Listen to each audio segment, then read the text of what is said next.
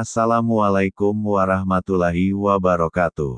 Sahabat lovers yang berbahagia dan bermakna. Pada kesempatan yang sangat berbahagia ini, kita akan membahas sekilas tentang salah satu kelebihan Syekhul Islam, Abuya Mudawwali Al-Khalidi di saat beliau mengisikan pengajian, baik semasa hidupnya atau setelah beliau tiada, beserta nama-nama tempat di pekarangan Dayah Darussalam Labuhan Haji Aceh Selatan. Namun sebelumnya jangan lupa untuk like, komen, subscribe and share.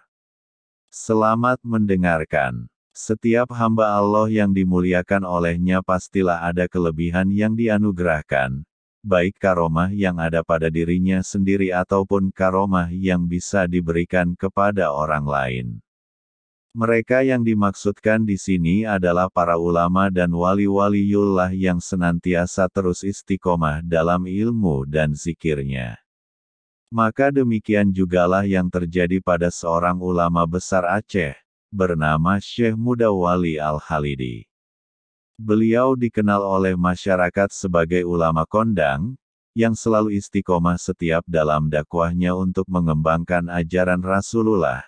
Tidak hanya itu, Abuya juga termasuk tokoh nasional, karena berkat beliaulah juga Soekarno menjadi seorang presiden.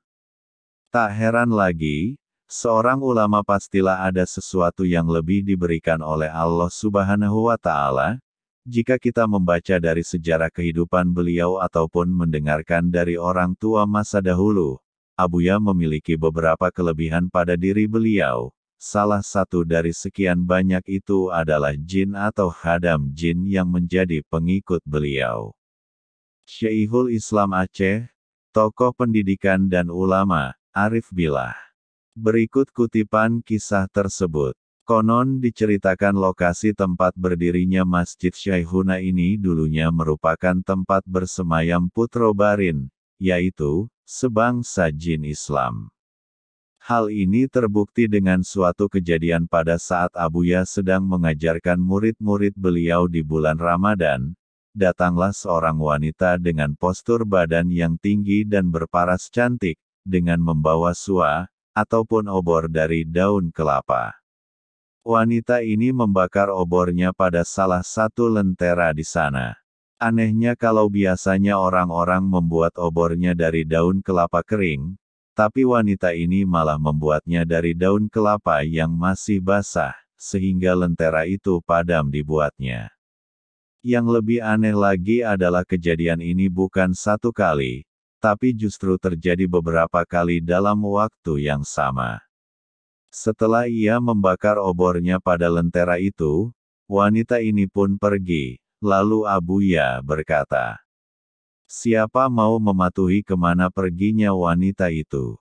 Salah seorang murid beliau memberanikan diri mengikuti kemana arah hilangnya wanita tersebut. Anehnya tidak ditemukan apa-apa, melainkan hanya seberkas sobekan kain busuk atau kain yang sudah usang saja. Akhirnya murid beliau tahu bahwa wanita itu adalah Putro Barin. Pesantren itu Abuya bagi-bagi atas berbagai nama, dengan harapan sebagai tafaul kepada Allah Subhanahu wa Ta'ala. Di antaranya, Darul Mutakin. Di bahagian ini terletak lokasi sekolah-sekolah, mulai dari tingkat rendah sampai tingkat tinggi dan di sampingnya dibangun sebuah surau besar selaku tempat ibadah. Khususnya dalam pengembangan tarekat Naqsyabandiyah dan dijadikan tempat halwa atau suluk, 40 hari dalam Ramadan dengan 10 hari sebelumnya, 10 hari pada awal Zulhijjah, ditutup dengan Aidil Adha dan 10 hari pada bulan Maulud, ditutup dengan hari besar Islam Maulid Nabi Muhammad Sallallahu Alaihi Wasallam. Yang kedua Darul Arifin. Di lokasi ini bertempat tinggal guru-guru yang pada umumnya sudah berumah tangga dan lokasi agak berdekatan ke pantai Laut Samudera Hindia.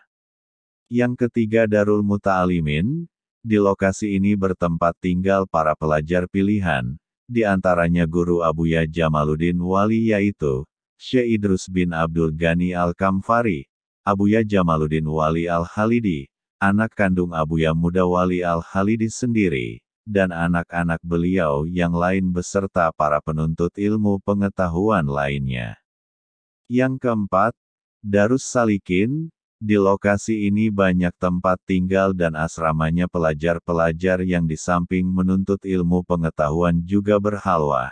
Apalagi pada bulan-bulan halwah, seperti bulan Ramadan, bulan Maulud dan bulan Haji, maka asrama-asrama di lokasi ini banyak ditempati oleh orang-orang yang berhalwah.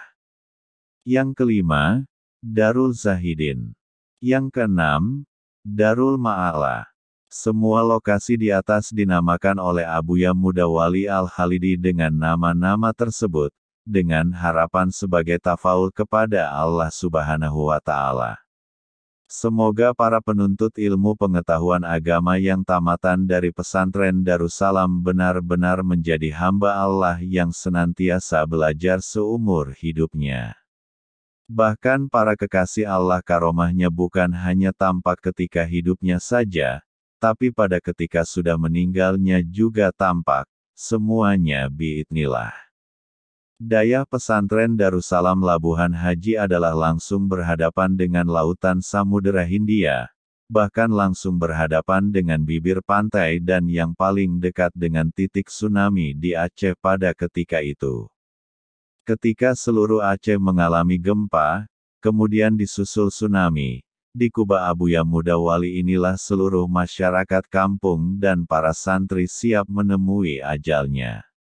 Mereka siap mati dihantam tsunami, yang penting waktu dihantam tsunami bisa bersama-sama dengan Kuba Abuya Mudawwali Al-Khalidi.